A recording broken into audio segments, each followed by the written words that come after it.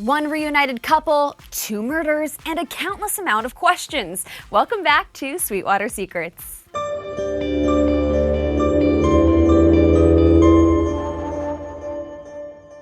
Hello, River Babes. I'm your host, Leanna Aguilera, and I'm saying hallelujah because our TV prayers have been answered with another episode of Riverdale. Now, this is your after show for episode 212, chapter 25, The Wicked and the Divine. And before I preach to you with my sermon of hisses and kisses, I'm going to confess the biggest headlines of the week in the blue and gold breakdown. All right, guys, first up, you're confusing the heck out of us, Archie. Now, apparently the official Lodge family internship is actually just Archie running around town doing Hiram's lowly errands. Now, when Archie wasn't dressing up as a snazzy server at Pop's, he was busy eavesdropping on Hiram's shady associates. At Veronica's confirmation, Archiekins assured his girl that he's very aware of her father's misdeeds, but he still chose to tell Hiram the truth about Papa Poutine.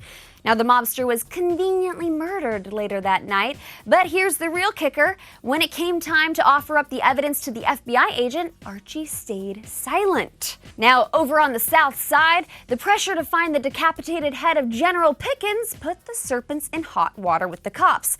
Luckily, the Cooper and Jones Detective Agency decided to take on the case. Find the head, save the trailer park. And the twosome discovered that Tallboy actually did the beheading. Turns out Hiram convinced Tallboy to do his dirty work for him, so Tallboy also brought in Penny Peabody in hopes of dethroning the Jones boys from the Serpent Throne. Nice try, you big oaf. Accomplished nothing. Lastly, Chick continues to be the worst influence on Betty and a source of chaos in the Cooper household. Not only was he inviting strangers into the Cooper household for job interviews, but he also showed Betty, a 16-year-old, how to chat with sex-crazed men online while being half-dressed herself. I love talking to you. I like talking to you too. As if that wasn't bad enough, a mysterious man arrived on the Coopers' doorstep. Now, when Betty arrived home after a rendezvous with Jug, more on that later, she walked into a bloody surprise. Alright guys, now this episode was jam-packed with murders, but it also had some pretty killer romance moments, which takes us right into our 7 seconds in heaven. Now last week, I was worried that Veronica was becoming a little too shady, but it seems that V's commitment to God has caused me to see the light. I don't want you to get hurt. Now our raven-haired beauty spent most of the episode worried about Archie being dragged into her family drama. And at her confirmation celebration, Ronnie was this close to confessing her parents' ruthless plan, but was stopped by this swoon-worthy declaration. Veronica, I love you. And there's nothing you could ever say that would change that. Now all's well in Varchi land, and if you've been praying for Bughead to get back together, well then I've got good news for you. I want all of you tonight.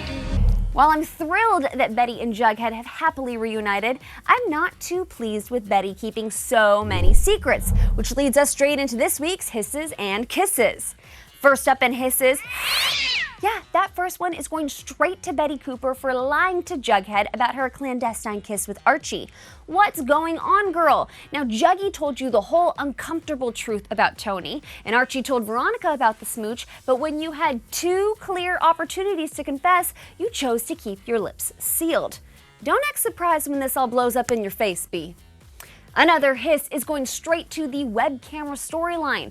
Now guys, I cannot stress how uncomfortable I was during that brief yet disturbing scene of 16-year-old Betty sitting in a bra and chatting with a stranger.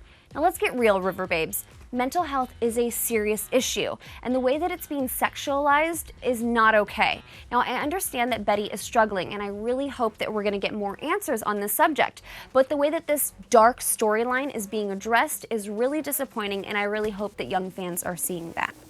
Moving on, hisses to Tallboy for betraying the serpents, but biggest hisses of all go to the fact that Cheryl wasn't the one who decapitated the statue.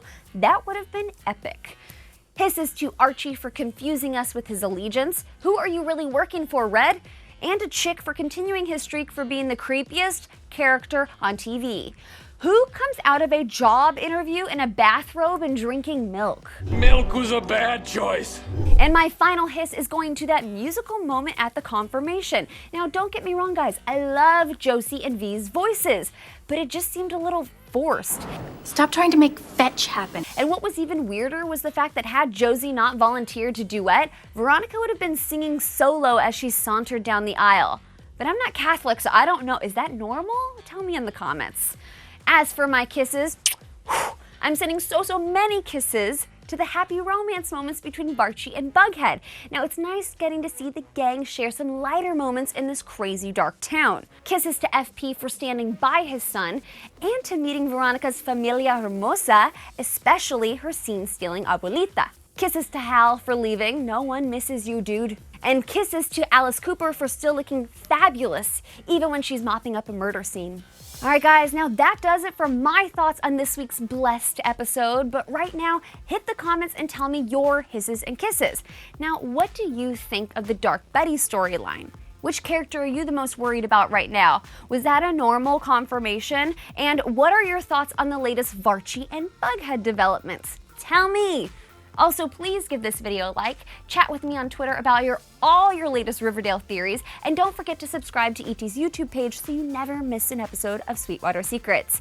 Tune in next week to our preview episode of episode 213, chapter 26, The Telltale Heart, to see if your comment will be featured on the show. And until next time, River Babes, bye-bye!